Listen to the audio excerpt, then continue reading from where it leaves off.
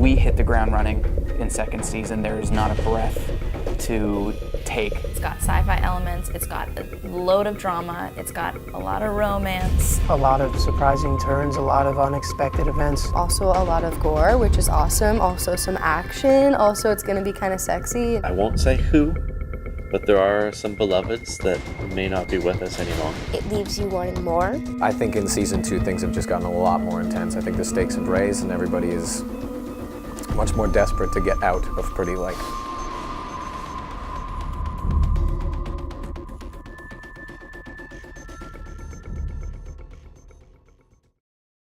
Between is a teen survivalist drama. It's really sort of teens becoming adults ahead of their time. 4 weeks have passed between season 1 and season 2. Everybody seems to be kind of at their wits' end when we start this season and really desperate. Well, winter has come and food is scarce. The food shortage is more dire than it should have been at this time, and they're trying to figure out what the reasons behind that are. And it's been long enough now that are they just going to be left there to die? Everybody's, been quarantined for quite a while now, and everybody's in their own world of survival trying to make it work for themselves and do the best things to protect their family and their friends and anything to stay alive. In the second season, it feels more desperate to try to get out, and there's more of an urge for somebody like Harrison or Chuck to try to leave Pretty Lake. Last season we had the Creekers and the Dukes and the Townies, right, or the Independents. And this season it's become a little bit more about the Farrells and the Horde. I run away with the Farrells, so I think I just want to be a part of a family, not just be taking care of other people, but be taking care of ourselves. Franny and Harrison kind of developed this really special friendship, and it's really nice and sweet.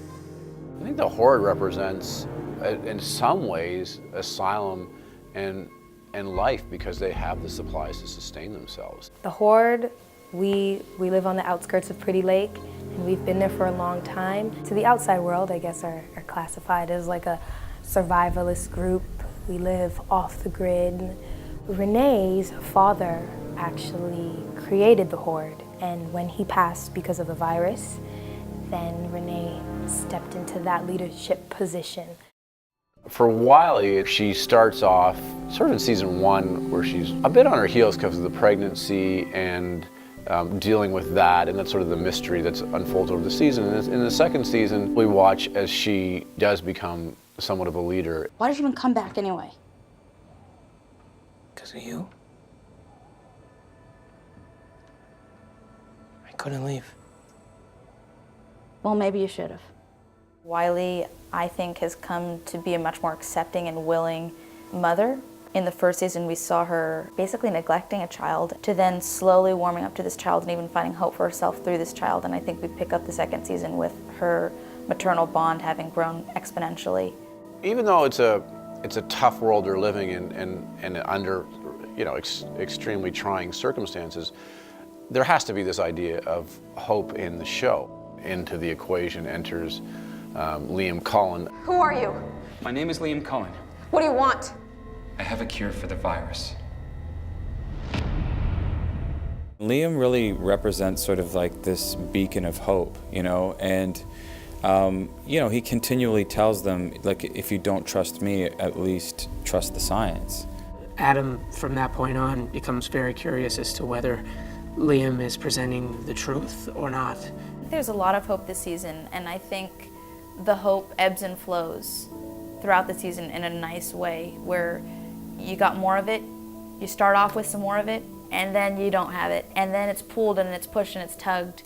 I guess we sort of play with what that hope is, and I think each character is hoping secretly for something different. This idea of hope and perhaps freedom runs throughout the second season. I think we all think about things, putting ourselves in these situations.